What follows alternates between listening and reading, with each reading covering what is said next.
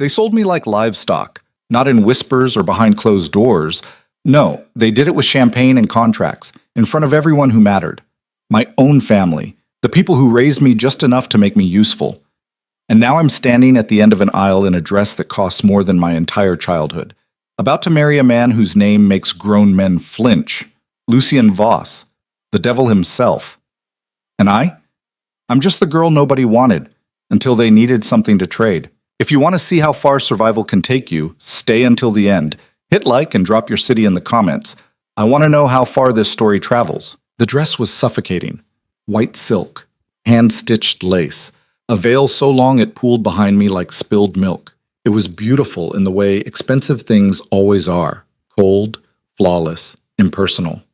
I stood in front of the mirror in a room that wasn't mine, in a house that never felt like home, and tried to remember the last time anyone in this family had looked me in the eye. I couldn't. Stop fidgeting. My stepmother's voice cut through the silence, sharp, clipped. She didn't look at me when she spoke, just adjusted the clasp of her diamond bracelet and tilted her head toward the makeup artist hovering near my shoulder. "Fix her face," she said. "She looks half dead." The artist nodded quickly, reaching for a brush. I didn't move, didn't blink. I'd learned a long time ago that stillness was safer than reaction. Eleanor Hale, my stepmother, though she hated the term, was a woman built from glass and steel, beautiful in a way that demanded attention, cold in a way that kept people at arm's length. She'd married my father when I was 7, a year after my mother died. I remembered her arrival like I remembered winter, sudden, unforgiving, and permanent. She never hit me, never screamed. She didn't have to. Neglect was her weapon of choice, and she wielded it with precision. "Your father wants you downstairs in 10 minutes, she said, smoothing her own dress. "Don't embarrass us."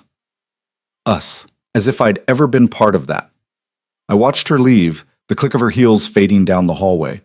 The makeup artist worked in silence, dabbing at my face with powders and creams I didn't care about. When she finished, I looked like someone else. Someone polished, someone valuable, someone worth selling. "You're all set," she whispered, packing up her kit. She hesitated, then added quietly, "You look beautiful." I didn't respond. Beauty didn't matter today. Today, I was currency. The Hale family had money, old money, the kind that came with legacy and expectation and a suffocating amount of pressure to maintain appearances. My father, Richard Hale, had spent decades building the family empire into something untouchable. Real estate, investments, political connections that ran so deep they were practically underground. But empires crack, and ours had been crumbling for months. Bad deals, worse investments, enemies who'd waited years for a chance to strike. I didn't know all the details. Nobody told me anything.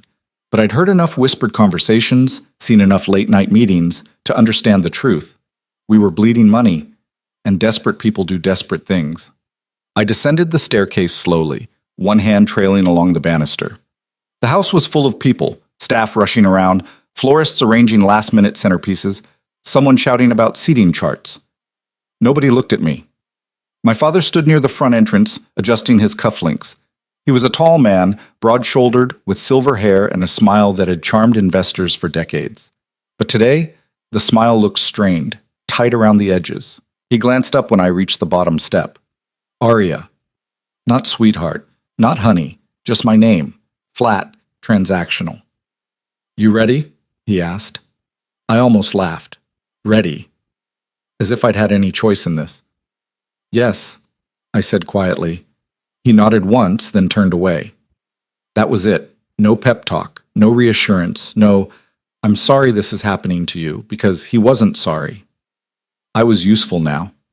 For the first time in my life, I had value, and he was cashing in. The wedding was being held at the Hale estate. Our estate, technically, though it never felt like mine.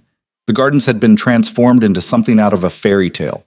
White flowers everywhere, silk draping between the trees, chairs lined up in perfect rows. A string quartet played softly near the altar. It should have been beautiful. It felt like a funeral. Guests filled the seats, business associates, politicians, people whose names I recognized from news articles. They wore expensive suits and fake smiles, whispering behind gloved hands. I could feel their eyes on me as I stepped outside, could hear the murmurs. That's her. The daughter. Poor thing. I kept my chin up, my spine straight. I'd spent my whole life being invisible in this family. I wouldn't give them the satisfaction of seeing me break now. The music shifted. The quartet began playing the processional. My father appeared at my side, offering his arm. I took it, because what else was I supposed to do? Smile, he muttered under his breath. I didn't. Lucien Voss stood at the end of the aisle. I'd seen pictures of him before, articles, news clippings. The man was a ghost in the public eye. No social media, no interviews, no unnecessary appearances. But his reputation preceded him like a shadow, ruthless, calculating, untouchable. He controlled half the city's underground operations, smuggling, gambling, information brokerage. The kind of man who could make people disappear with a phone call. The kind of man the Hale family would never associate with, unless they were desperate. He was tall, taller than I'd expected. Dark hair, sharp jawline, a suit that probably cost more than most people's cars. But it was his eyes that stopped me cold. Gray. Storm cloud gray. And completely unreadable. He watched me approach with the same expression someone might wear while reviewing a contract. Clinical, detached. I was a deal to him, nothing more. My father handed me off like I was a piece of luggage. No words, no ceremony, just a brief nod toward Lucien. Then he stepped back and took his seat. I stood there, facing a man I didn't know, about to bind myself to him for reasons that had nothing to do with love. The officiant cleared his throat. Dearly beloved. I stopped listening. The ceremony was short, efficient. No vows, no personal touches, just the legal necessities spoken aloud in front of witnesses. Do you, Lucien Voss, take Aria Hale to be your lawfully wedded wife? I do. His voice was low, steady. He didn't look at me when he said it. And do you, Aria Hale, take Lucien Voss to be your lawfully wedded husband? I hesitated. Just for a second, long enough for the silence to stretch uncomfortably. Long enough for my father to shift in his seat, for Eleanor to glare at me from the front row.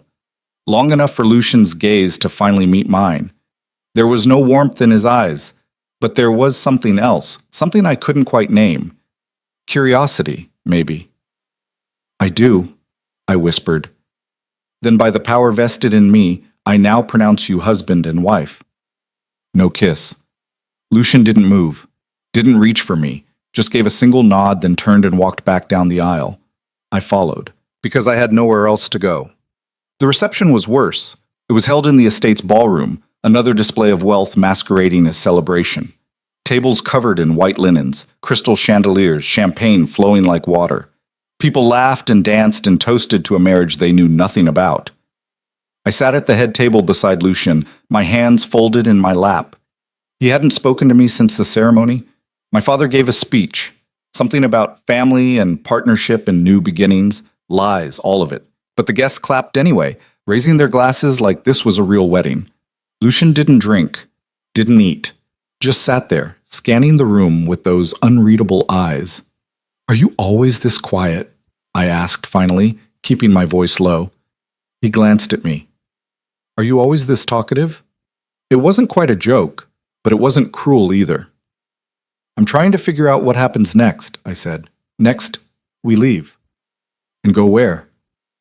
Somewhere that isn't here. That was all he offered. I wanted to push, to demand answers, but something in his expression told me it wouldn't matter. Lucien Voss didn't explain himself. He just acted. We left an hour later.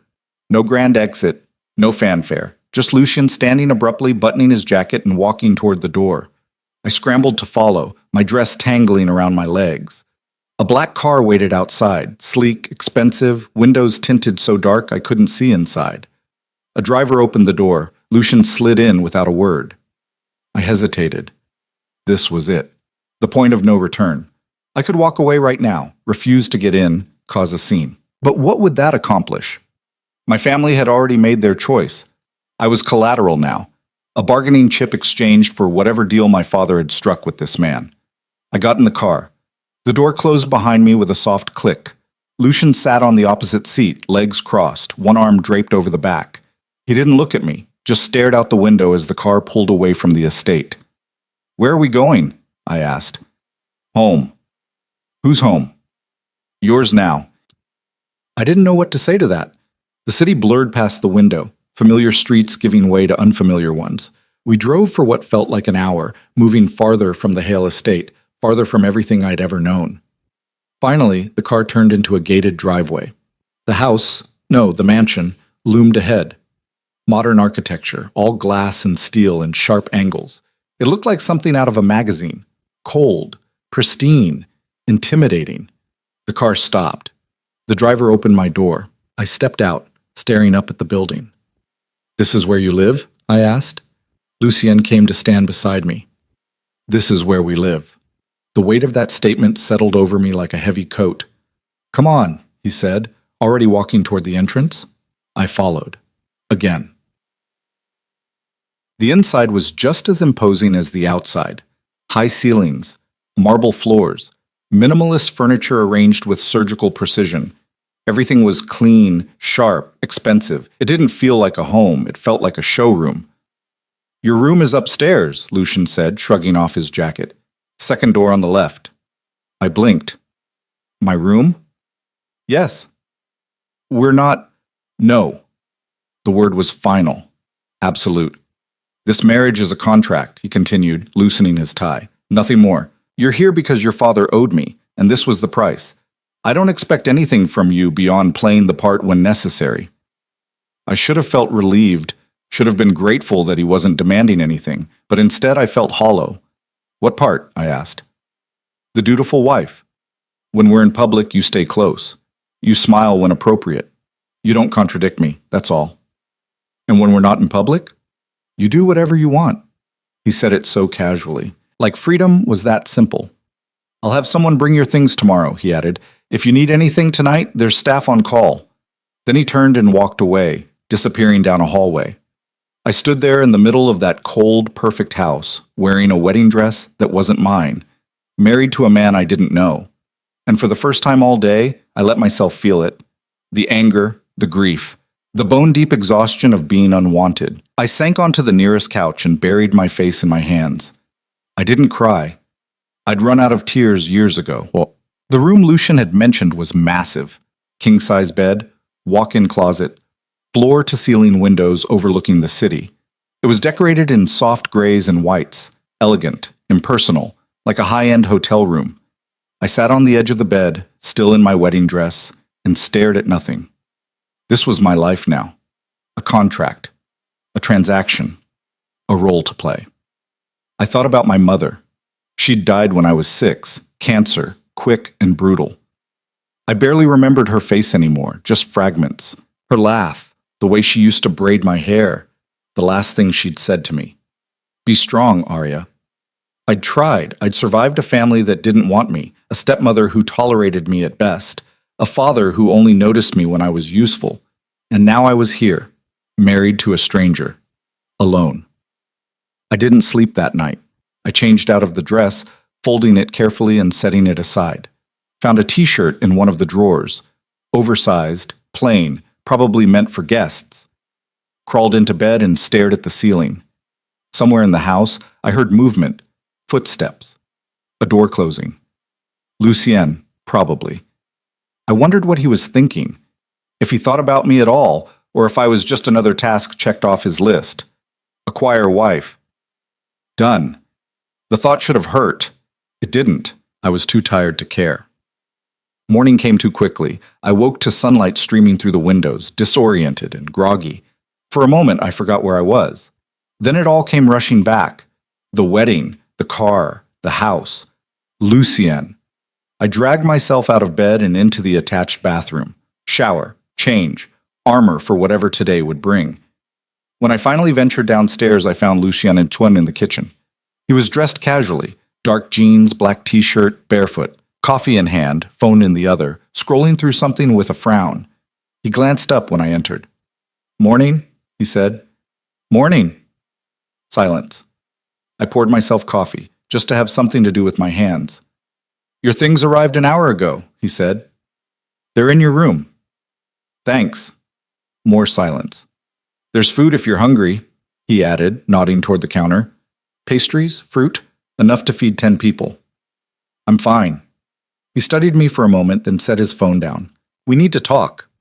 My stomach tightened. About what? Rules. Of course. Rules. Expectations. The contract. I sat down across from him, cradling my coffee like a lifeline. Go ahead, I said. You have access to everything in this house, he began. Money, cars, security. If you want to go somewhere, tell Marcus. He's head of security. He'll arrange it. I nodded slowly. You're free to work, study, pursue whatever interests you have. I don't care what you do with your time, as long as it doesn't interfere with appearances. Appearances, I repeated. We'll attend events together, dinners, galas, anything public. You play the role, I play mine. That's the deal. And in private? In private, we're strangers who happen to share a house. It shouldn't have stung. It did, anyway. Anything else? I asked. He hesitated, just for a second. Don't trust your family, he said quietly. They'll come around eventually, asking for favors, trying to use you. Don't let them. I won't. I mean it, Arya. They sold you. They don't get to pretend otherwise. The way he said my name, firm, certain, made something twist in my chest. I know what they did, I said. I'm not stupid. I didn't say you were. We stared at each other across the table. Why did you agree to this? I asked suddenly. You could have made a deal with my father some other way. Why marriage? His expression didn't change. Because marriage is binding, legal, harder to break than a handshake. That's it? That's it. I didn't believe him, but I also didn't push. The days blurred together after that. I explored the house. Massive didn't begin to cover it. Gym, library, home theater, a pool. I hadn't noticed before, tucked away behind glass doors. I avoided Lucien as much as possible. Not because he was cruel. He wasn't. But because every time I saw him, I was reminded of what I was. A transaction. A means to an end. Staff came and went. Housekeepers, security, a chef who left meals in the fridge. They were polite, professional. They didn't ask questions. I spent most of my time in the library, reading books I'd never had time for before, losing myself in other people's stories because my own felt too heavy. A week passed before my father called. I stared at my phone, watching his name flash across the screen. I almost didn't answer, but curiosity won out. Hello? Arya. His voice was warm, too warm, fake. How are you settling in? Fine. Good. Good. Listen, I wanted to check in, see how things are going with Lucien. I almost laughed. Check in, as if he cared. Things are fine, I said flatly. I'm glad to hear it. You know, this arrangement, it's good for everyone, for the family, for you. Is it? It wasn't a question. He cleared his throat. I also wanted to mention, there's a charity gala next month. Your stepmother and I will be attending. It would be good for you and Lucien to make an appearance. Show unity. I'll ask him. You do that. A pause. Then softer. You're doing the right thing, Arya. You're helping the family. Helping the family. The family that had ignored me for 23 years. The family that had traded me like livestock. I have to go, I said. Of course. We'll talk soon. I hung up. My hands were shaking. That night I found Lucien in his office. The door was open, so I knocked anyway. He looked up from his laptop, expression unreadable. What is it? My father called. And? He wants us at some gala next month, says it would be good for appearances. Lucien leaned back in his chair, considering. We'll go, he said finally. Just like that? It's part of the deal. Right. The deal. I turned to leave, but his voice stopped me. Arya. I glanced back. If they try to corner you at that gala, your father, your stepmother, anyone, you walk away. You don't engage. Understood? Why do you care? His gaze held mine. Because you're under my protection now, whether you like it or not. Something in his tone made my throat tighten. Understood, I whispered. He nodded once, then returned to his laptop. Dismissed. The gala was 3 weeks away. 3 weeks to prepare. 3 weeks to pretend I was okay. I threw myself into routines. Morning runs. Reading. avoiding my phone when my father's name appeared. Lucien and I fell into a rhythm. We didn't talk much, didn't share meals, but sometimes, late at night, I'd hear him moving around the house. And sometimes, I wondered if he was as lonely as I was. Probably not. He'd chosen this life. I'd been forced into it. 2 days before the gala, a package arrived. A dress. Midnight blue, floor-length, elegant without being flashy. A note was pinned to the hanger. For the gala. L. I stared at it for a long time. He'd thought about me, enough to pick out a dress, enough to make sure I had something appropriate. It was a small thing, but it felt enormous. Quotes. The night of the gala arrived too quickly. I stood in front of the mirror smoothing down the dress. It fit perfectly. Of course it did. A knock at the door. Come in. Lucien stepped inside, adjusting his cufflinks. He stopped when he saw me. For just a moment, his expression shifted. Something flickered in those gray eyes. Then it was gone. Ready? He asked. As I'll ever be. He offered his arm. I took it, and together we stepped into the lion's den. The ballroom was exactly what I expected. Chandeliers dripping crystal, marble floors polished to a mirror shine, servers weaving through clusters of people in designer suits and gowns that cost more than most people made in a year. The air smelled like expensive perfume and older money. I felt every eye turn toward us the moment we walked in. Lucien's hand rested at the small of my back. Light, barely there, but unmistakable. A claim, a statement. I kept my expression neutral, my spine straight, remembering his instructions. Play the part. Mr. Voss? Mrs. Voss? A man approached, silver-haired and smiling too wide. What a pleasure to see you both. Senator Crawford, Lucien said smoothly, shaking his hand. Good to see you. The senator's gaze slid to me, assessing. And this must be your lovely bride. Congratulations on the marriage. Thank you, I said, forcing a smile. How are you finding married life? It's an adjustment. Lucien's hand pressed slightly firmer against my back. A warning, maybe. Or reassurance. I'm sure it is, the senator said, still smiling. Well, you've married well. Lucien's quite the catch. I wanted to laugh, catch, as if I had had any choice in the matter. If you'll excuse us, Lucien said, already steering me away, we need to make the rounds.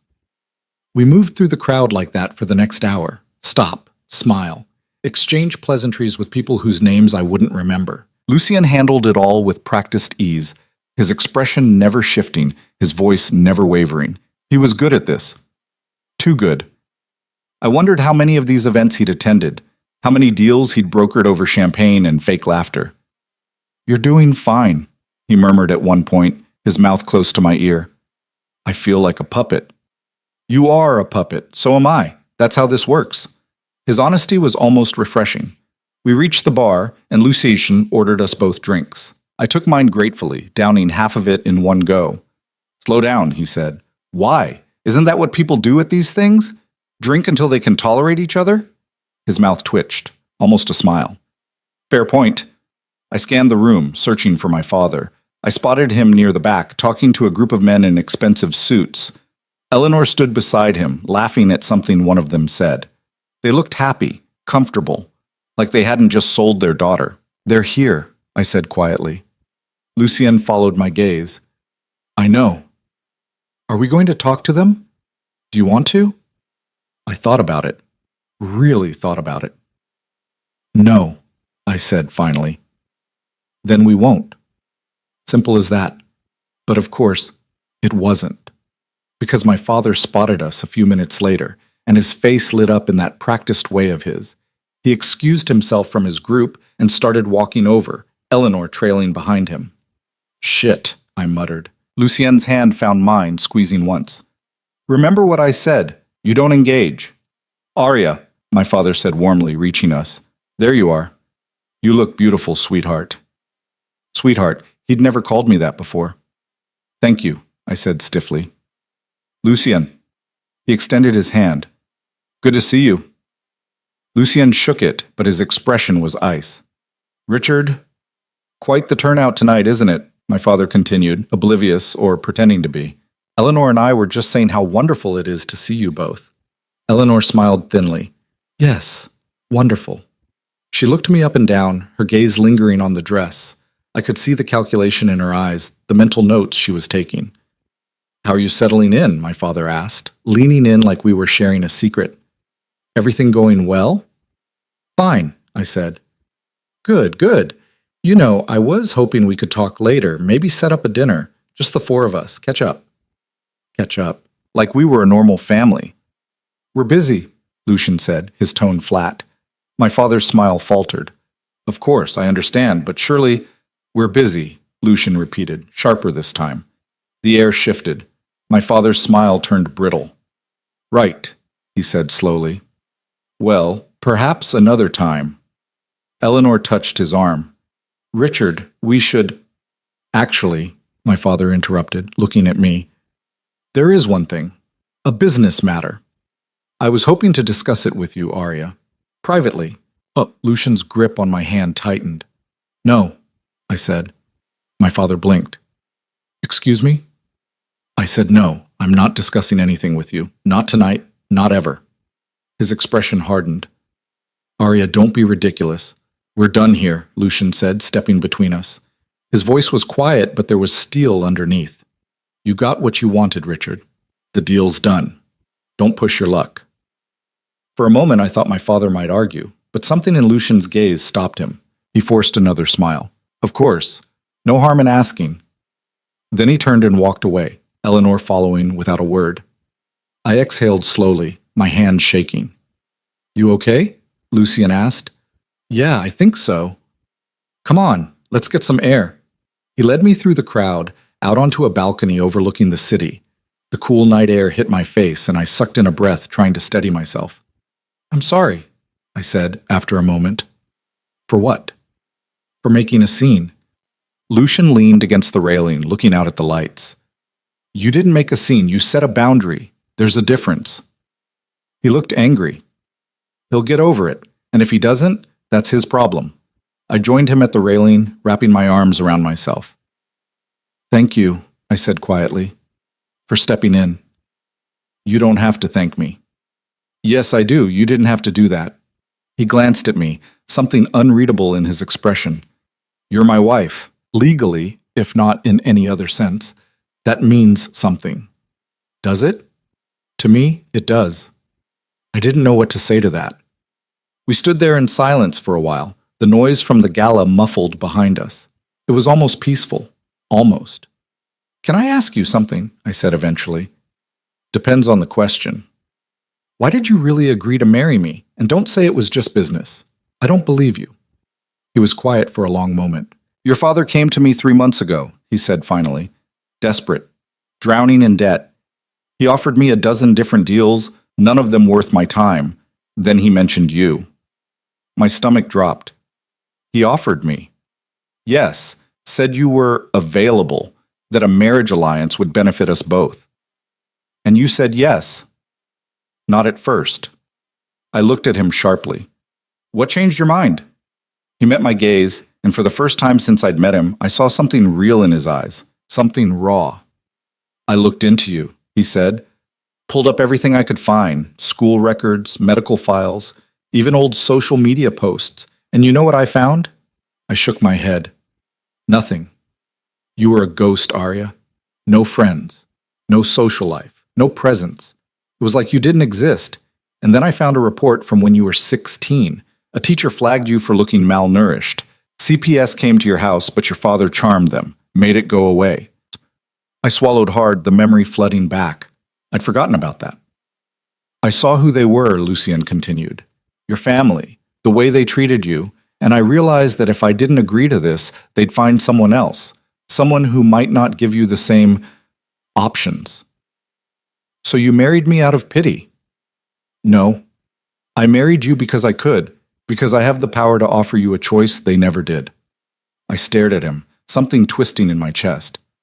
"That's not pity," he added. "That's pragmatism. You get a way out. I get leverage over your father. Everyone wins. Except I'm still trapped. Are you?" The question hung between us. "You can leave any time you want," he said quietly. "I've never locked the doors. Never told you where you can or can't go. If you want out, Arya, walk. I won't stop you." I opened my mouth to respond, but no words came. Because he was right. I wasn't trapped. Not really. I was just afraid. Before I could figure out what to say, the balcony door opened. A man stepped out, tall, broad-shouldered, wearing a security earpiece. "Mr. Voss," he said, "we have a situation." Lucien's expression shifted instantly. "What kind of situation?" "Someone's asking questions about Mrs. Voss." I went cold. "Who?" Lucien asked, his voice sharp. "A reporter. Says he has information about the marriage. Wants to know if it's legitimate." Lucien cursed under his breath. "Where is he?" "Main hall, near the press area."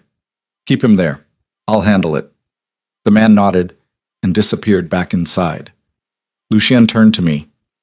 "Stay here." "What's going on?" "Someone's digging, probably paid by your father." "My father wouldn't..." "Wouldn't what?" "Use you for leverage?" "Arya, he already did that. This is just the next step." I wanted to argue, wanted to defend my father, even though I knew Lucien was right. "Just stay here," Lucien repeated. "I'll take care of it." Then he was gone, the door closing behind him. I stood there alone, my heart pounding. This was my life now. Deals and leverage and people asking questions I didn't know how to answer. I gripped the railing, staring out at the city. Somewhere down there, people were living normal lives, going to normal jobs, having normal problems. I'd never been one of them. I didn't know if I ever would be. The door opened again.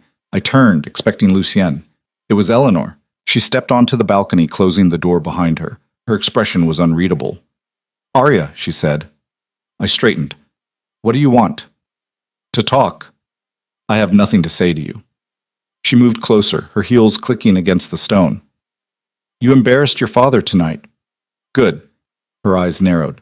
"Don't be childish. This marriage is bigger than your feelings. You have responsibilities." I laughed. Actually laughed. Responsibilities? To who? The family that ignored me for 23 years? The people who sold me? "We gave you a home, food, education. Don't act like you were some poor little orphan. You gave me the bare minimum, and only because it looked bad not to." Eleanor's jaw tightened. "You're being dramatic." "Am I?" "Tell me, Eleanor, when was the last time you asked me how I was doing? When was the last time anyone in this family actually cared?" "We care enough to secure your future." "You secured your own future. I was just the price." She stepped closer, her voice dropping. "Listen to me very carefully. You may be married to Lucien Voss now, but you're still a Hale. That name comes with expectations. If you embarrass us..."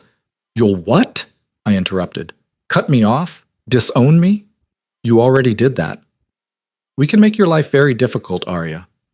"No, you can't. Not anymore." Her expression flickered. Just for a second, I saw something like fear.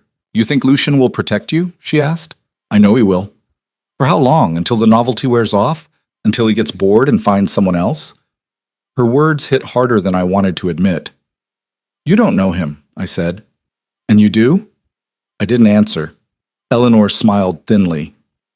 "That's what I thought." She turned to leave, then paused at the door. "Be careful, Arya. You're playing a game you don't understand. And in this world, girls like you don't last long." Then she was gone. I stood there shaking, not from fear, from rage. The door opened again. This time it was Lucien. "Reporter's gone," he said. "Paid him off. Won't be a problem." I nodded, not trusting my voice.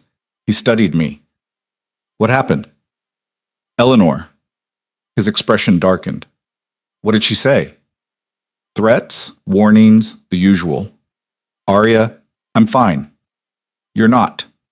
I turned away, gripping the railing again. "She said I don't understand the game, that I won't last." Lucien moved to stand beside me. "She's trying to scare you. It's working. Don't let it." I looked at him. "Why do you even care? You said it yourself. This is just a contract. I'm just leverage. You're more than that." The words hung in the air between us. "Am I?" I asked quietly. He didn't answer right away, just stared out at the city, his jaw tight. "Yes," he said finally. "You are." Something in my chest cracked open. "I don't know how to do this," I whispered. "Any of this. I don't know how to be the person they expect me to be. I don't know how to survive in this world." "Then don't." I blinked. "What?" Don't be the person they expect. Be someone else. Someone they can't predict. That's easy for you to say. You're, what? Powerful? Untouchable? He laughed bitterly. Arya, I've spent my entire life building walls so high nobody can see over them. I know what it's like to play a role, to be what people need you to be instead of what you are. Then how do you stand it? I don't. Not always. It was the most honest thing he'd said to me. Come on, he said, offering his hand. Let's get out of here. We can't just leave. Watch me. I took his hand. We walked back through the gala without saying goodbye to anyone. Lucien grabbed our coats, handed mine to me, and led me straight to the car. The driver didn't ask questions, just opened the door and drove. I leaned back in the seat, exhausted. Thank you, I said. For what? For getting me out of there. You would have figured it out eventually. I wasn't so sure. We drove in silence for a while. Then Lucien spoke. I meant what I said earlier, about leaving. I glanced at him. If you want out of this marriage, I'll arrange it, quietly. No scandal. You'll be taken care of financially. You'll never have to see your family again. My throat tightened. Why would you do that? Because you deserve a choice. A real one. I looked out the window, watching the city blur past. I don't want out, I said quietly. You don't? No, I want to stop feeling like I'm drowning. Then we'll teach you to swim. I turned to look at him. We? He met my gaze. You're not alone in this, Arya. Not anymore. Something in his voice made me believe him. The car pulled up to the house. We got out, the night air cold against my skin. Inside, Lucien poured us both drinks. Whiskey, neat. I took mine and sank onto the couch. What happens now? I asked. Now we wait. For what? For your family to make their next move. I frowned. You think they will? I know they will. Richard's desperate, and desperate people are predictable. How do you know so much about this stuff? He sat down across from me, swirling his drink. Because I've been doing it my whole life, reading people, anticipating their moves. It's how I've survived. Sounds exhausting. It is. We sat there in silence, drinking. Can I ask you something else? I said. You're full of questions tonight. Do you ever regret it, this life? He considered that. Sometimes. But regret doesn't change anything. You make a choice, you live with it. Even if the choice wasn't really yours. Especially then. I thought about that. Your father, I said. The reporter tonight. What if they don't stop? What if they keep pushing? Lucien's expression hardened. Then I push back. How? However I need to. There was something dangerous in his tone, something that reminded me exactly who I'd married. You scare me sometimes, I admitted. Good. Fear keeps you sharp. That's not comforting. It's not meant to be. I finished my drink and set the glass down. I'm going to bed. He nodded. Sleep well. I paused at the stairs. Lucien? Yeah? Thank you. For tonight. For all of it. He looked at me for a long moment. Anytime, he said quietly. I went upstairs, changed, and crawled into bed. But I didn't sleep. I kept replaying the night in my head. My father's fake warmth. Eleanor's threats. The reporter. Lucien's promise. And somewhere in all of it, I realized something. I wasn't scared anymore. I was angry. And anger, I was learning, was a lot more useful than fear. The next morning, I woke to sunlight and the smell of coffee. I dragged myself downstairs, still groggy. Lucien was in the kitchen again, on his phone. He looked up when I entered. Morning? Morning? I mumbled, pouring coffee. You sleep okay? Not really. He set his phone down. We need to talk. My stomach sank. About what? Your family. Of course. What about them? I asked, sitting down. I did some digging last night. After we got back, and I found something interesting. What? Your father's debt is worse than I thought. A lot worse. He's got creditors circling, people who won't wait much longer. So? So he's going to come after you again. Try to use you to get to me. Ask for money, favors, whatever he thinks he can squeeze out of this arrangement. I set my coffee down. What do I do? Nothing. You ignore him. Let me handle it. And if he doesn't stop? Lucian's gaze was steady. Then I make him stop. I believed him.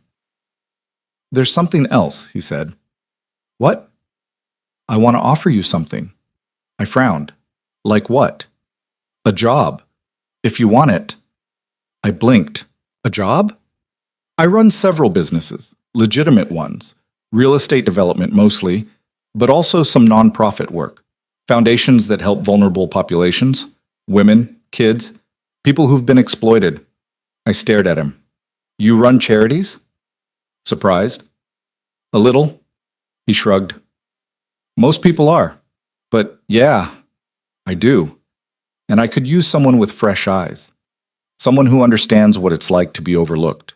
You're offering me a job because I was overlooked? I'm offering you a job because you're smart and you need something to do besides sit in this house. I didn't know what to say. You don't have to decide now, he added. Just think about it. Okay. Okay. He picked up his phone again, already moving on to the next thing. But I sat there, staring at my coffee, something warm spreading through my chest. He saw me, not as a transaction, not as leverage, as a person. And maybe, just maybe, that was enough. I took the job. Not because I needed the money, Lucien had made it clear I had access to whatever I wanted, but because sitting in that massive house all day was driving me insane. I needed purpose, something that was mine. The foundation was called Second Chances. It operated out of a building downtown, a renovated warehouse with exposed brick and too many windows. The staff was small, maybe a dozen people, but they were passionate. You could see it in the way they talked about their work, the way they stayed late without being asked. My role was loosely defined. Administrative support, they called it. But really, I was there to learn, to watch, to figure out how things worked. The director, a woman named Carmen, was in her 50s with silver streaks in her dark hair and a no-nonsense attitude that reminded me of a teacher I'd once liked. You're Lucian's wife, she said on my first day, sizing me up. Arya, I corrected. Right, Arya. She handed me a stack of files. These are intake forms from last month. I need them organized by case type and entered into the database. Think you can handle that? Yes. Good. Desk is over there. Coffee's in the break room. We don't do small talk during work hours. I liked her immediately. The work was tedious at first. Data entry, filing, answering phones. But I didn't mind. It was something to focus on that wasn't my family or my marriage or the mess my life had become. And slowly I started to understand what the foundation actually did. They helped women. Women who'd been trafficked, abused, exploited. Women who had nowhere else to go. The foundation provided housing, legal support, job training. It gave them a way out. It gave them what I'd been given. A choice. I spent my first week buried in paperwork, learning names and stories. Maria, who'd escaped a trafficking ring and now worked as a counselor. Jennifer, who'd left an abusive marriage with nothing but her kids and was rebuilding her life one day at a time. Dozens of others, each with their own scars, their own battles. I felt like an imposter among them. They'd survived real horror. What had I survived? A cold family? Neglect? But Carmen saw through that pretty quickly. Stop it, she said one afternoon, catching me staring at a case file. Stop what? Comparing yourself. Your pain doesn't need to be the worst to be valid. I looked up at her. How did you... Because I've seen that look 1,000 times. Women who think they don't deserve help because someone else has it worse. It's bullshit. I don't know if I belong here. Why? Because you didn't end up on the streets? Because you got lucky? Yeah. Carmen sat down across from me. Luck is just timing. You could have ended up anywhere. The fact that you didn't doesn't make your experience less real. It just means you have a different perspective. Use it. I didn't know what to say. Besides, she added, standing up, Lucien wouldn't have sent you here if he didn't think you could handle it.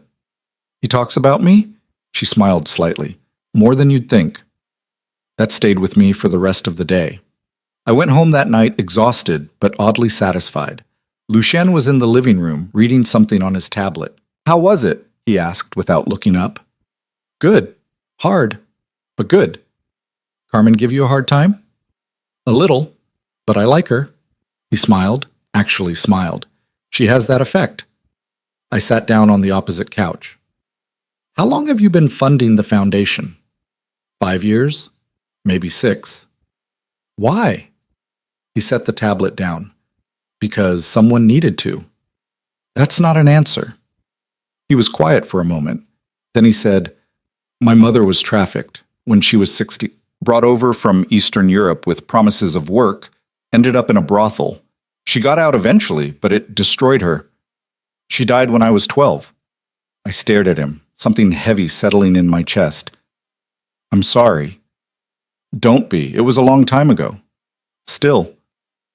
The foundation is, I don't know, a way to make sure other people don't end up like her, or if they do, they have a way out. I'd never heard him talk like this. Raw, unguarded. She would have been proud of you," I said quietly.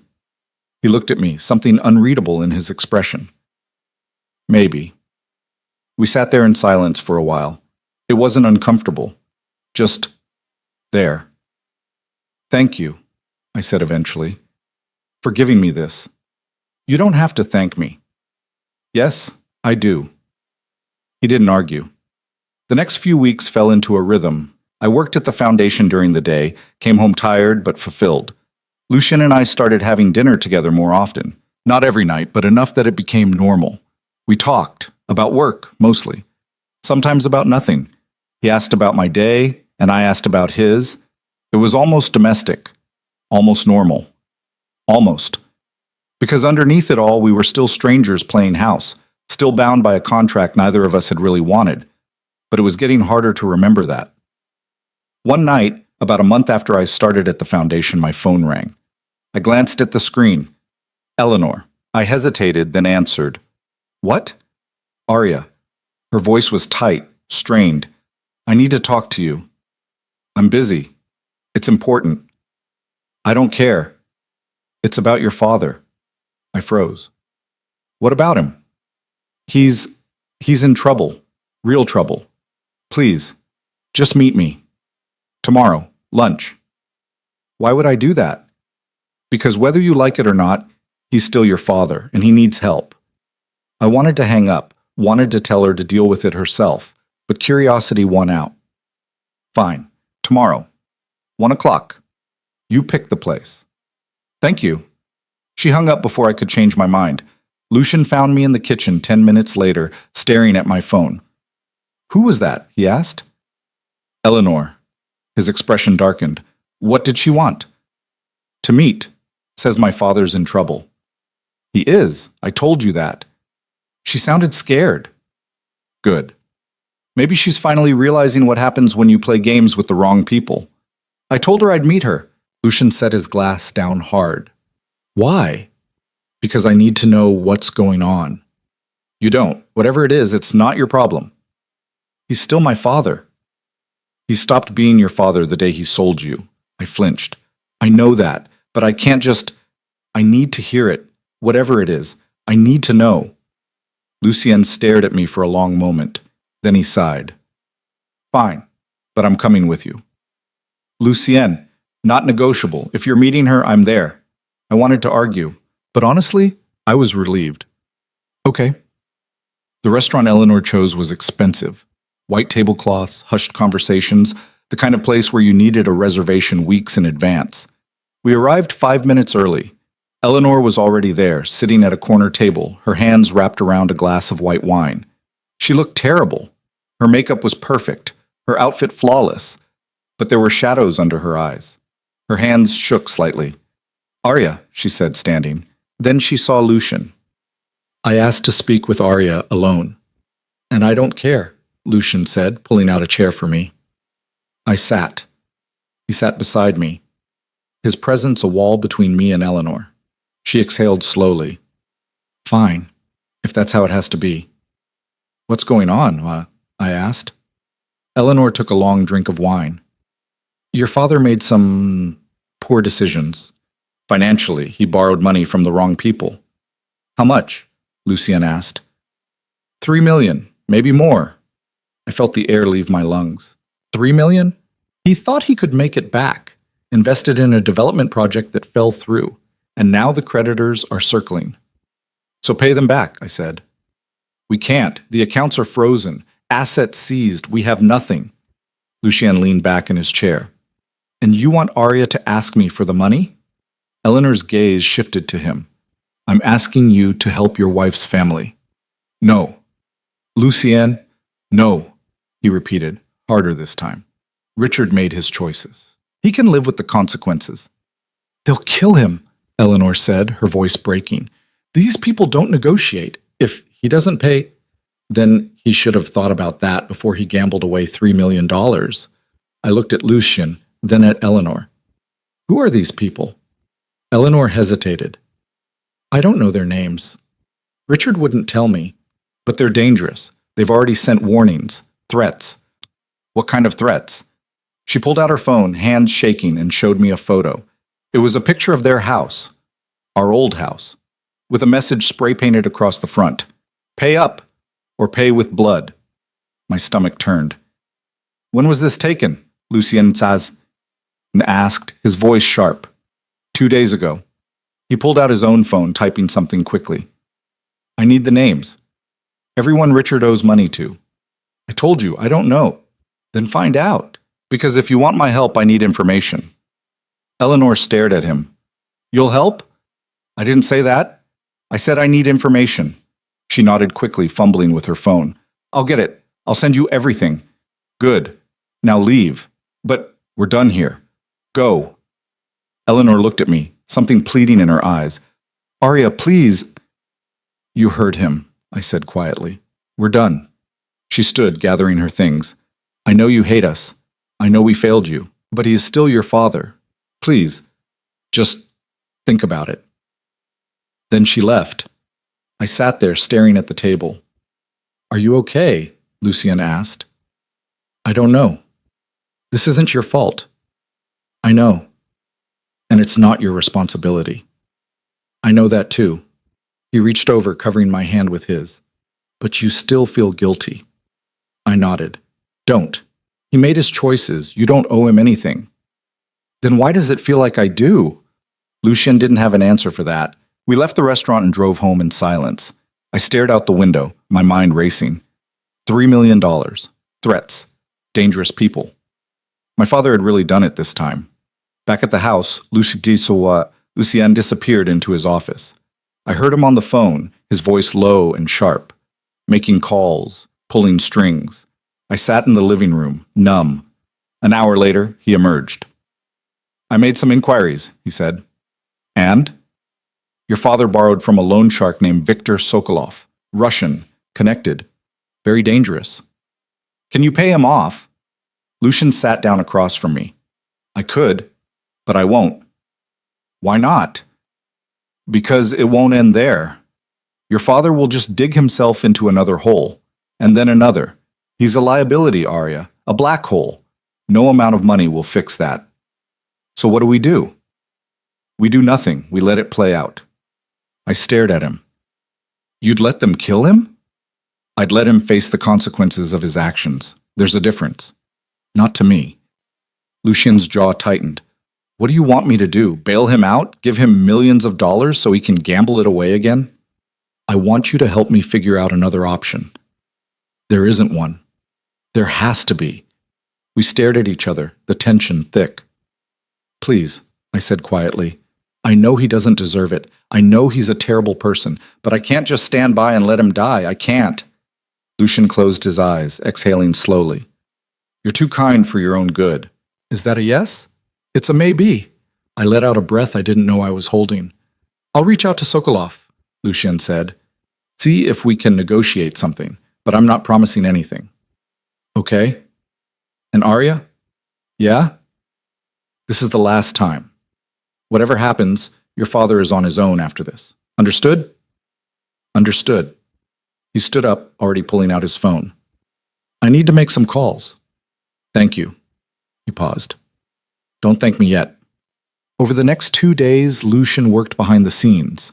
I didn't ask for details. Didn't want to know. But I could feel the tension radiating off him every time he hung up the phone. On the third day, he told me we had a meeting. With who? I asked. Sokolov. My stomach dropped. Why do I need to be there? Because he asked for you. Why? Because he wants to see who Richard Hale's daughter is. Wants to know if you're worth the trouble. I didn't like the sound of that. Do I have a choice? No. We drove to a building on the east side of the city. Industrial, run down. The kind of place you didn't go unless you had a reason. Lucian's security team was already there, positioned strategically.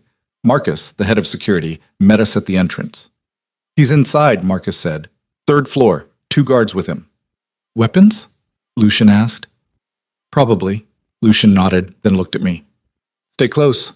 Don't speak unless spoken to. And if something goes wrong, you run. Understood? What could go wrong? Everything. Great. We took the stairs to the 3rd floor. A door at the end of the hallway opened as we approached. Inside was a makeshift office. Desk, chairs. A man sitting behind the desk, flanked by 2 enormous guards. Viktor Sokolov. He was older than I expected. Late 50s, maybe. Bald, with sharp eyes and a scar running down the left side of his face. Lucian Voss, he said, his accent thick. I've heard much about you. Sokolov. Lucian's tone was ice. Viktor's gaze shifted to me. And this must be the famous daughter, Arya, yes? I nodded. Sit, please. We sat. The guards didn't move. You want to talk about Richard Hale? Lucian said. Let's talk. Viktor smiled. Straight to business. I like that. Yes. Richard Hale owes me $3.2 million. Plus interest. How much interest? Another $800,000. That's excessive. That's the cost of doing business with me. Lucien leaned back. I'll pay you $2 million, total. You forgive the rest. Viktor laughed. $2 million? You insult me. $3 million. Final offer. Not enough. Then we're done here. Lucian stood. I followed. Wait, Viktor said. Sit down. Lucien didn't move. Make a decision. $3 million or nothing. Viktor studied him. Then he looked at me. What do you think, Arya? Is your father worth $3 million? I swallowed hard. Honest, I like that. He tapped his fingers on the desk. Okay, $3 million, but with a condition. What condition? Lucian asked. I want insurance, a guarantee that Richard Hale won't come crying to me again. What kind of insurance? Viktor smiled. You work for me. One job. Clean. Simple. You do this, the debt is clear. Richard walks away. Lucian's expression didn't change. What job? I'll tell you when the time comes. No deal. Then your father-in-law dies. The room went silent. I felt my heart pounding in my chest. What's the job? I asked. Both men looked at me. Arya, Lucian started. What's the job? I repeated, looking at Viktor. He smiled. Smart girl. The job is information. I need access to certain files, financial records. Your husband has connections. I want him to get them for me. Whose files? Lucien asked. That's for me to know. Not a chance. Then we're done. Lucien grabbed my arm. Let's go. But I didn't move. What if I get the files? I said. Everyone froze. Arya, don't... Lucien started. What if I get them? I repeated, looking at Viktor. Would that clear the debt? Viktor studied me. You don't have access. But I could get it. How? That's for me to know. He laughed, actually laughed. You have spine. I respect that. He leaned forward. Okay. You get me the files, the debt is clear, but if you fail, I won't. If you fail, he continued, the debt doubles, and your father pays with more than money. I swallowed. Deal. Arya, no. Lucien grabbed my arm harder, but I pulled away. It's done, I said. Viktor smiled. I'll send you the details. You have 1 week. We left the building in silence. Lucien didn't speak until we were in the car. Then he exploded. What the hell were you thinking? I was thinking I could save my father. By putting yourself in danger? By making a deal with a man who would kill you without blinking? I can handle it. No, you can't. You don't know that. Yes, I do, because I know Viktor Sokolov, and I know what he does to people who fail him. I looked out the window. Then I won't fail. Arya, I'm doing this, with or without your help. He was quiet for a long moment. Then he said, with. You're doing it with my help. I looked at him. You'll help me? Do I have a choice? No. He almost smiled. Then I guess we're doing this. I nodded, relief flooding through me. But Arya? Yeah? After this, you're done. No more deals, no more favors. Your father is cut off completely. Okay. I mean it. I know. We drove home in silence, the weight of what I'd just agreed to settling over me like a stone. 1 week, one job, one chance. And if I failed, people died. No pressure. The email from Victor arrived at 2 in the morning. I couldn't sleep anyway, so I saw it the moment it came through. No subject line, just an attachment and 3 sentences. Waverly Industries, CEO's private financial records. 1 week. I stared at the screen, my stomach sinking. Waverly Industries was one of the largest investment firms in the city. Their CEO, Marcus Waverly, was untouchable, rich, connected, with enough lawyers to bury anyone who came after him. And Victor wanted his private financial records. I forwarded the email to Lucien, then sat there in the dark, wondering what the hell I'd gotten myself into. My phone buzzed 5 minutes later. You saw it? Lucien's voice was rough, like he'd been awake too. Yeah. This is bad. I know. Waverly's not just some businessman. He's got ties everywhere, political, legal. If we get caught, we won't. Arya, we won't, I repeated. Because we're going to be smart about this. He was quiet for a moment. Come downstairs. I found him in his office, laptop open, documents spread across the desk. I've been looking into Waverly, he said without preamble, trying to find vulnerabilities, points of entry. I sat down across from him. And? He's paranoid, keeps his personal files offline. No cloud storage. Everything's on a private server in his home. So we need to get into his house. Yes? How? Lucien leaned back, rubbing his face. He's hosting a fundraiser next weekend, big charity event, 500 guests. We could get in that way. And do what? Break into his office in the middle of a party? Essentially, I laughed. It came out slightly hysterical. You're insane. You're the one who made the deal. I know, I'm insane too. He almost smiled. We'll need a plan. A good one. And we'll need help. Who? Marcus, my head of security. He's done this kind of thing before. I didn't ask what kind of thing. Didn't want to know? Okay, I said. What do we do first? First, we get invited to the fundraiser. I'll make some calls. Then we figure out the layout of Waverly's house, his security setup, where he keeps the server. How long will that take? A few days, maybe less. We only have a week. I know. We stared at each other across the desk. Are you sure about this? He asked quietly. No, but I don't have a choice. You always have a choice. Not this time. He held my gaze for a long moment. Then he nodded. Okay, we do this. But we do it right. No improvising, no heroics. We stick to the plan. Deal. He turned back to his laptop. Go get some sleep. We start in the morning. I can't sleep. Then sit there and be quiet while I work. I sat, watched him type, make notes, pull up schematics and blueprints. His focus was absolute, surgical. This was his world. Planning, strategy, control. And I'd just dragged him into a mess that could get us both killed. Morning came too fast. Lucien had made calls, pulled strings. By noon, we had invitations to Waverly's fundraiser. Marcus arrived at the house around 2, carrying a laptop and a folder thick with documents. He was a big man, ex-military, with a scar above his left eyebrow, and a handshake that could crush bones, but his eyes were sharp, calculating. You're really doing this, he said, looking at me. Apparently. She's really doing this, Lucien corrected. We're just making sure she doesn't get killed. Marcus set his laptop on the dining room table. Okay, let's talk logistics.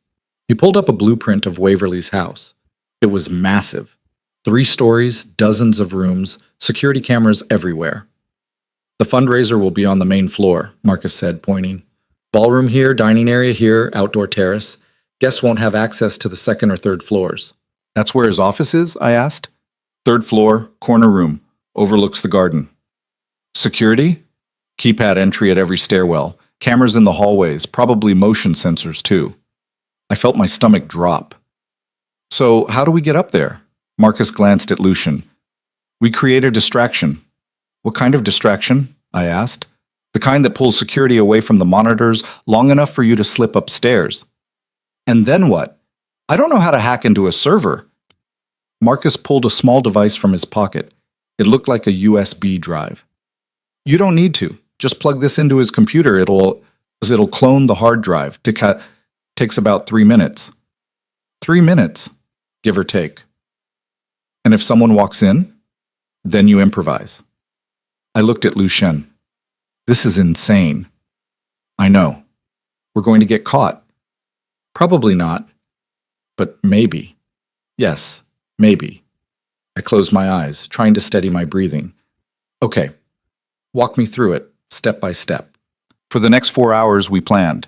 Marcus laid out the timeline, the entry points, the exit strategy. Lucien added details, contingencies, backup plans. I listened, trying to memorize everything. We'd arrive at the fundraiser together, mingle, act normal. Then, at exactly 9:30, Marcus would trigger the fire alarm on the first floor. Nothing serious, just enough to pull security's attention. While they dealt with that, I'd slip upstairs. Lucien would stay downstairs, creating a second distraction if needed. I'd have 5 minutes, maybe less. Get in, plug in the device. Wait, get out. Simple. Except nothing about this was simple. What if the door to his office is locked? I asked. Marcus pulled out another device, smaller. Bypass key. Works on most standard locks. Most? 90%. And the other 10%? You come back downstairs and we abort. I nodded slowly. Okay. But you sure you can do this? Marcus asked. No, but I'm going to try. He studied me for a moment. Then he nodded. Good enough. The next few days were a blur. I went to work at the foundation, tried to act normal, but my mind was elsewhere, running through the plan, imagining everything that could go wrong. Carmen noticed. You okay? She asked one afternoon, catching me staring at my computer screen. Yeah, just tired. You look stressed. I am. She sat down across from me. Anything I can help with? I wanted to tell her, wanted to unload everything, but I couldn't. Just personal stuff, I said. She nodded. Well, if you need to talk, I'm here. Thanks. She stood up, then paused. Lucien cares about you, you know. I looked up sharply. What? He called me last week, asked how you were doing, if you seemed happy. He did? Yeah, said he wanted to make sure this job was good for you, that you weren't just going through the motions. Something warm spread through my chest. What did you tell him? That you're one of the hardest workers I've ever seen, and that you actually give a damn, which is rare. I didn't know what to say. He's a good man, Carmen continued. Doesn't show it much, but he is. I know, she smiled. Good. Just thought you should hear it. That night, I found Lucien in the kitchen, making dinner.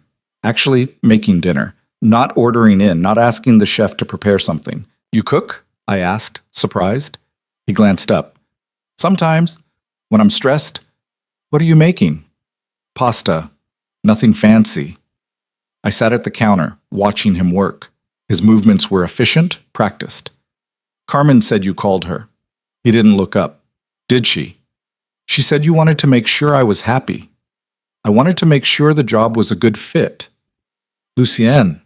He stopped, meeting my eyes. What? Thank you. For what? For caring, even when you pretend you don't. His expression softened slightly. I'm not pretending. I know. We held each other's gaze for a moment. Then he turned back to the stove. Set the table, he said. Food's almost ready. We ate together in comfortable silence. It felt normal, domestic, like we were a real couple. The thought should have scared me. It didn't. The night of the fundraiser arrived. I stood in front of the mirror, adjusting the dress Lucien had picked out. It was emerald green, floor length, with a slit up one side. Elegant, but not flashy. My hands were shaking. You look beautiful. I turned. Lucien stood in the doorway wearing a black suit that probably cost more than a car. I look terrified, I said. That too. He walked over, taking my hands. We don't have to do this. We can walk away right now. Pay Victor the money.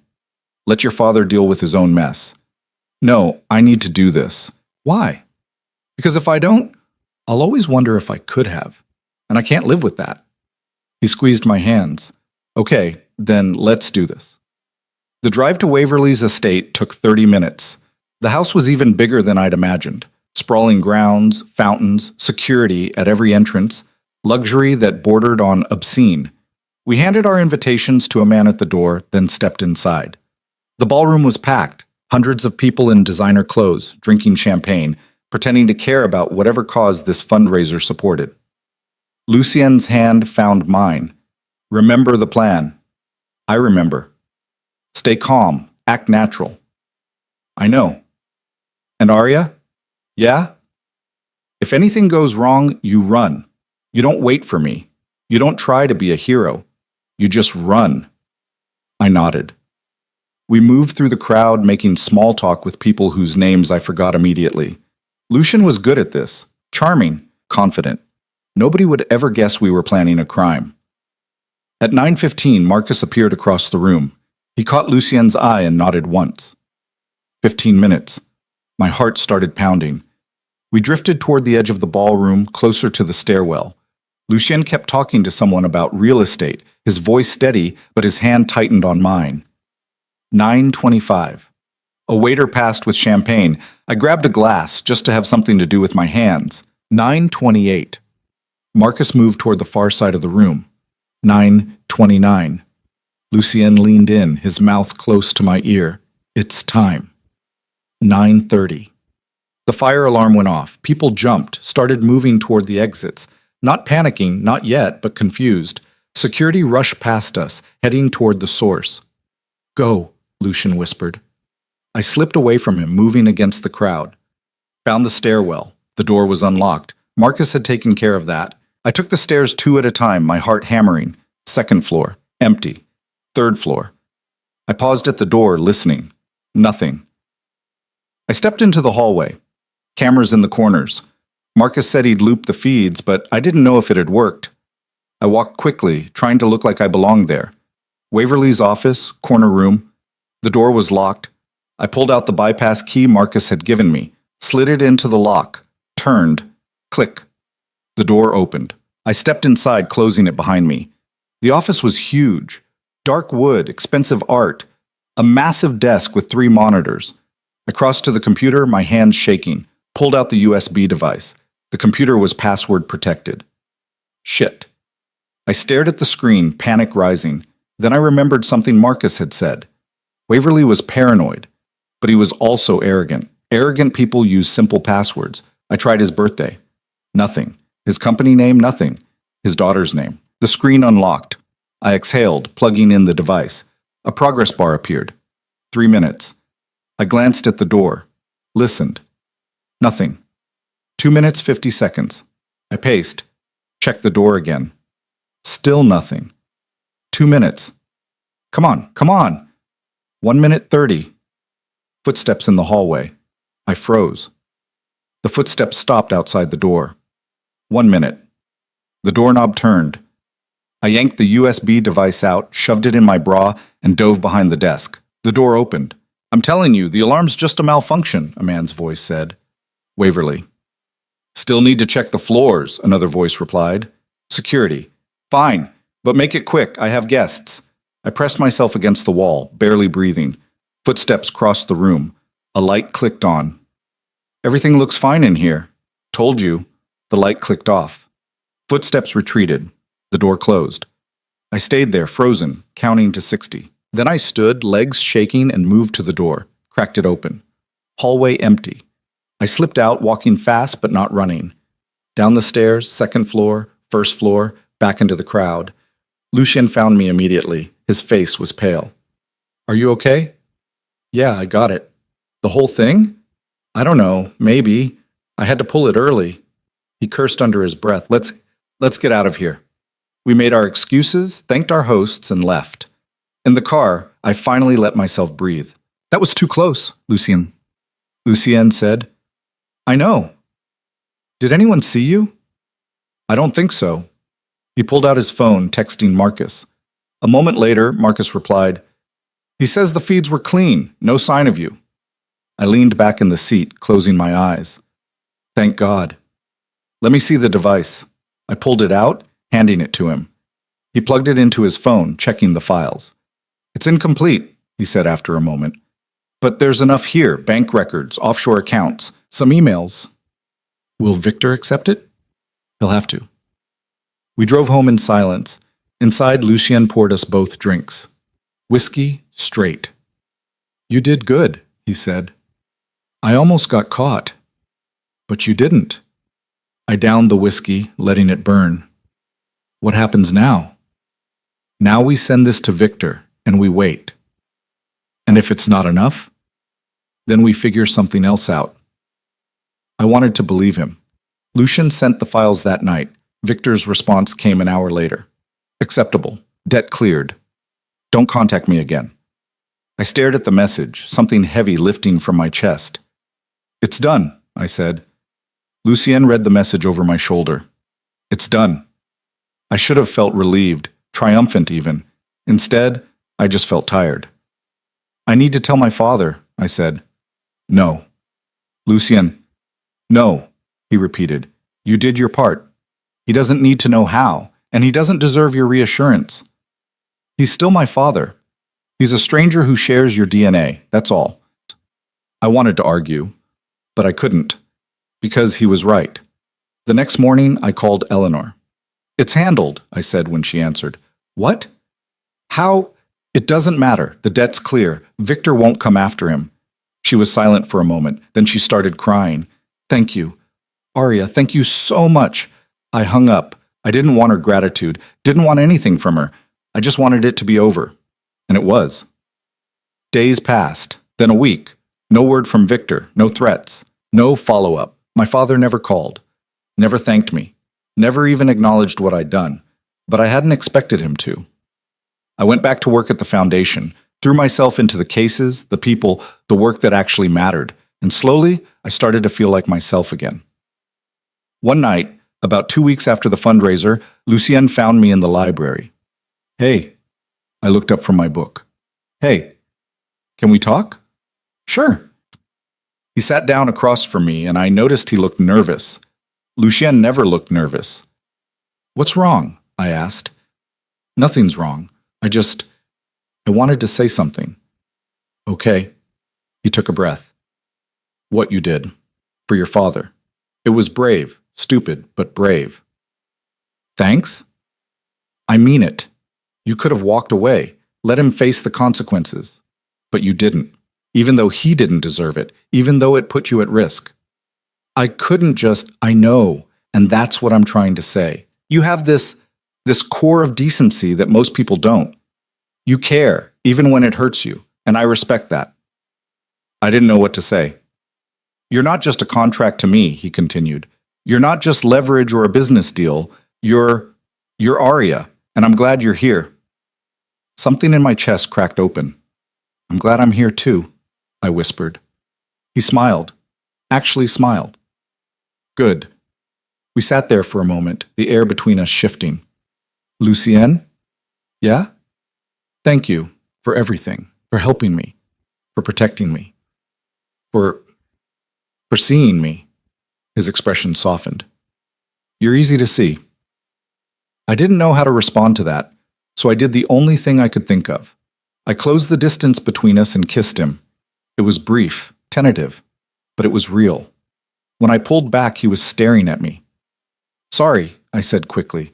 I shouldn't have. He kissed me back. Longer this time, deeper. And when we finally broke apart, we were both breathing hard. I've wanted to do that for weeks, he admitted. Me too. He laughed softly. We're terrible at this contract marriage thing.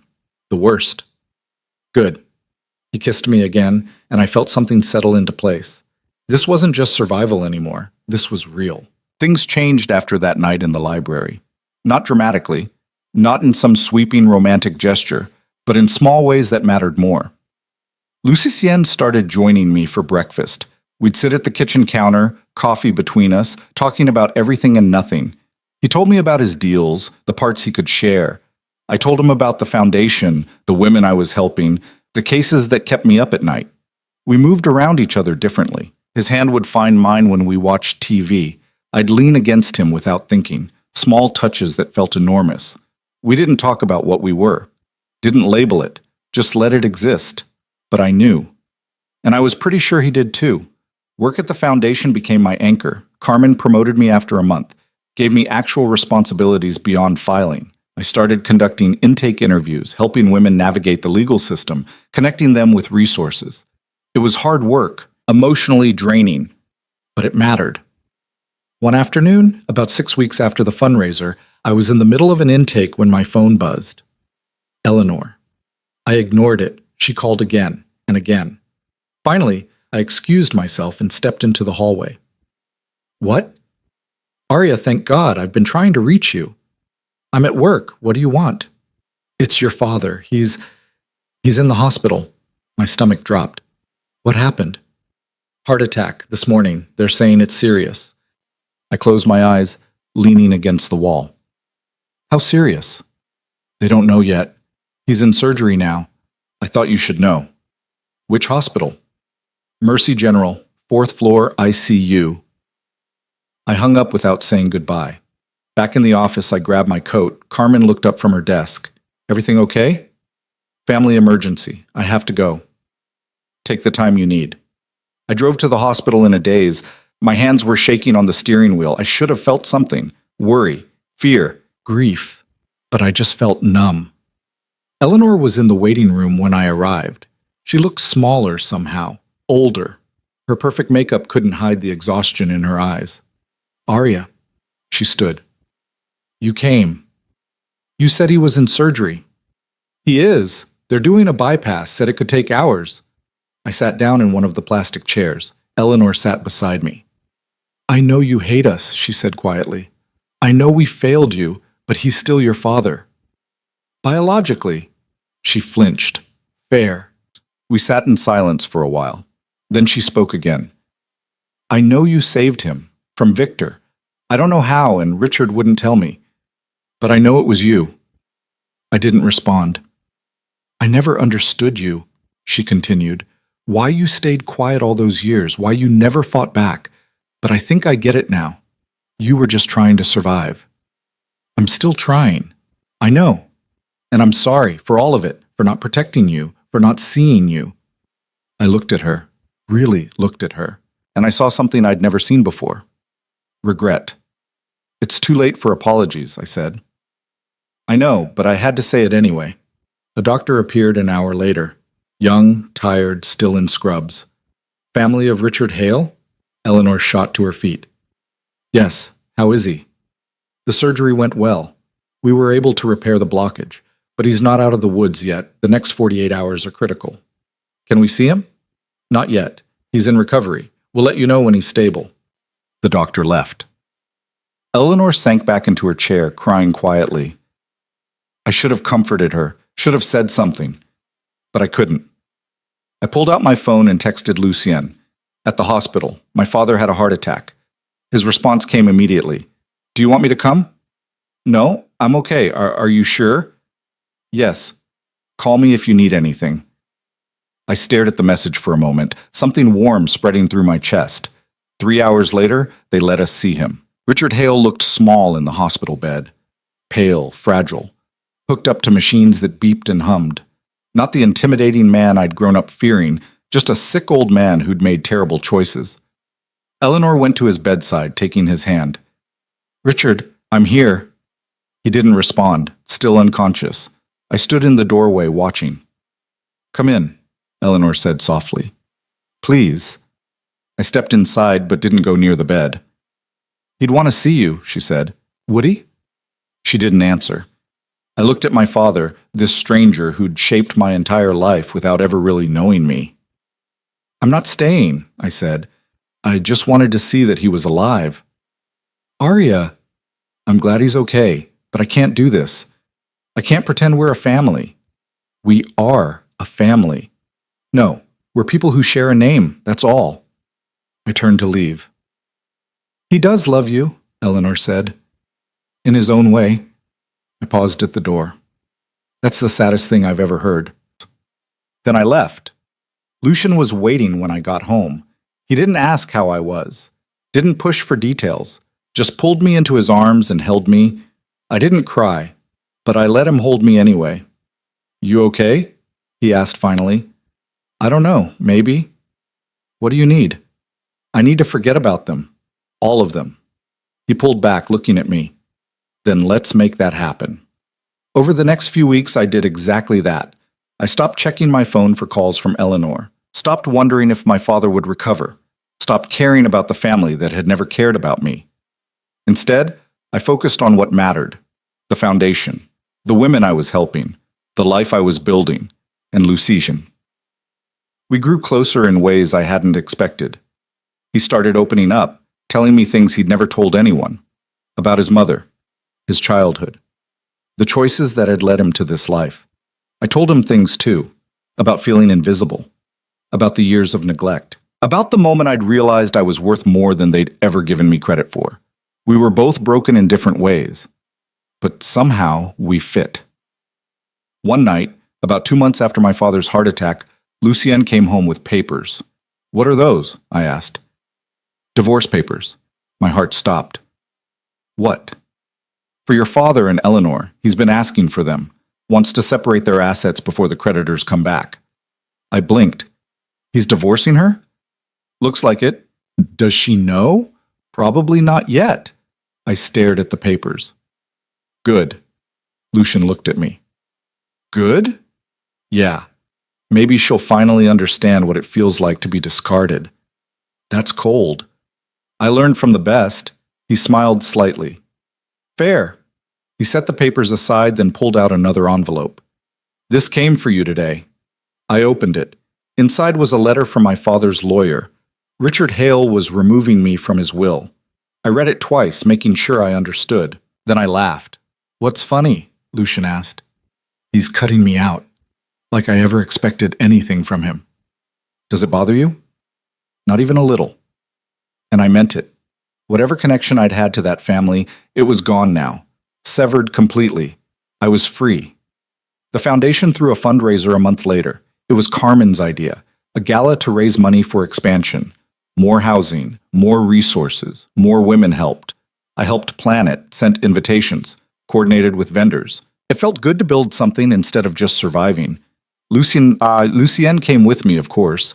He donated a significant amount to the cause, though he'd done it quietly, without fanfare. The night of the event, I stood in the ballroom, watching people mingle and donate and care about something bigger than themselves. Carmen found me near the bar. You did good, she said. We did good. No, this was you. You pushed for this. You made it happen. I smiled. Thanks. How are you doing? Really? I thought about it. Better? A lot better. Good. You deserve it.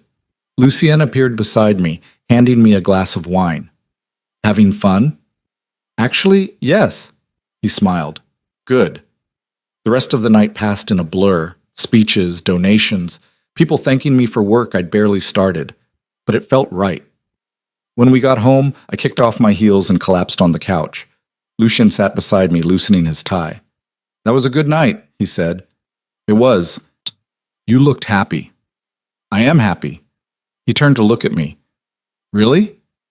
Really? He took my hand, lacing his fingers through mine. I'm glad. We sat there for a moment, the silence comfortable. Arya? Yeah? I want to make this real. I looked at him. What do you mean? This, us, the marriage. I want it to be real, not a contract, not a business arrangement. Real. My heart was pounding. Are you serious? Yes. Why? Because I love you. The words hung in the air between us. I stared at him, something cracking open in my chest. You love me? Yes. I think I have for a while now. I just didn't know how to say it. Tears pricked at my eyes. I love you too. He smiled, pulling me closer. Then let's do this. For real. I kissed him. Long and deep and full of promise. When we pulled apart, I was crying. Happy tears? He asked. The happiest. Life settled into something resembling normal after that. Lucien and I renewed our vows. Quietly. Just the two of us and a judge. No family, no fanfare. Just us, choosing each other. I kept working at the foundation. Carmen promoted me again, made me director of outreach. I started traveling, speaking at events, raising awareness. It was fulfilling in ways I'd never imagined. Lucian started backing away from the darker parts of his business. Not completely. Some things couldn't be undone, but enough that he could sleep at night. We talked about the future, about what we wanted, about building something together. And slowly we did. One afternoon, about a year after we'd renewed our vows, I got a call from an unknown number. Hello. Arya, it's Eleanor. I hadn't heard from her in months. What do you want? I wanted to let you know. Your father passed away. This morning. Peacefully. In his sleep. I sat down, the news settling over me. Arya, are you there? Yeah, I'm here. The funeral is next week. I thought you should know. Okay. Will you come? I thought about it. Really thought about it. No. Arya, no, I repeated. I said goodbye a long time ago. I don't need to do it again. She was quiet for a moment. I understand. Is there anything else? No, that's all. I just thought you should know. Okay. Take care, Eleanor. I hung up. Lucian found me in the kitchen a few minutes later. Who was that? Eleanor, my father died. He sat down beside me. How do you feel? I don't know. Empty, maybe? But not sad. That's okay. Is it? Yes. You don't owe him grief. I leaned against him.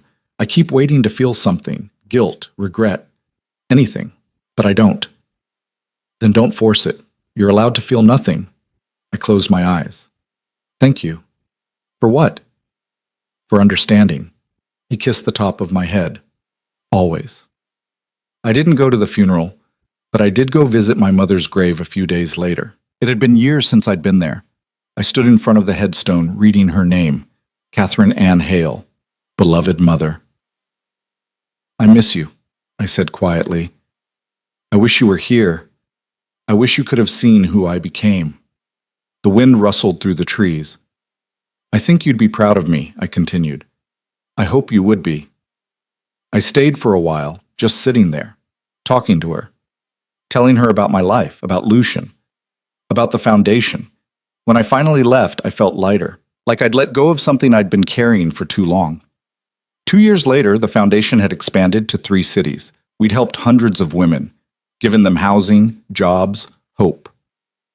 I stood on stage at a conference speaking about the work we were doing, about the importance of giving people choices. Lucien was in the audience, watching. When I finished, he was the first to stand and applaud. Afterward, we walked through the city, hand in hand. You were amazing up there, he said. I was nervous. You didn't show it. I smiled. Good. We stopped at a park bench, sitting down. I've been thinking, Lucien. And so Lucien said, about what? About legacy, what we leave behind. And I want to do more with the foundation, maybe start a scholarship program, help kids who've been in the system. I looked at him. Really? Yeah, I think it's time. I think that's a great idea. He smiled. Good. Then let's do it. We sat there for a while watching people pass. Families, couples, kids playing. You know what's funny? I said. What? I spent my whole life feeling invisible, like I didn't matter, and now I'm here, building something that matters. With you. He squeezed my hand. You always mattered. You just needed someone to see it. You saw it. Because you let me. I leaned against him, watching the sun set over the city. This wasn't the life I'd imagined, not even close, but it was mine, and for the first time in my life, that was enough. 5 years after the wedding, I stood in the foundation's new headquarters. It was massive, 5 floors, state-of-the-art facilities, room for hundreds of women. Carmen stood beside me, tears in her eyes. We did it, she said. We did. Lucien appeared, carrying a bottle of champagne. Thought we should celebrate. We should. He popped the cork, pouring 3 glasses. To second chances, Carmen said, raising hers. To second chances, I repeated. We drank, and I felt something settle into place. This was it. This was the life I'd built from nothing. Not perfect, not easy, but mine. Later that night, Lucien and I stood on the balcony of our home, looking out at the city. You ever regret it? I asked. Marrying me? Never. Not even in the beginning? Especially not in the beginning. That's when I realized you were worth fighting for. I smiled. You're such a sap. Only for you. We stood there in comfortable silence. I love you, I said. I love you too. And I meant it. I'd started this journey as a transaction. A girl nobody wanted, sold to a man I'd been taught to fear. But somewhere along the way, I'd found myself. I'd found my voice, my purpose, my strength. I'd found love. Not the fairy tale kind. The messy, complicated, real kind. The kind worth fighting for. I looked at Lucien, this man who'd given me a choice when no one else would. Who'd seen me when I was invisible. Who'd loved me when I didn't know how to love myself. Thank you, I said. For what? For everything. He pulled me close. Thank you for choosing to stay. I kissed him, and in that moment, I knew. I wasn't the girl they sold anymore. I was the woman I chose to become, and that made all the difference.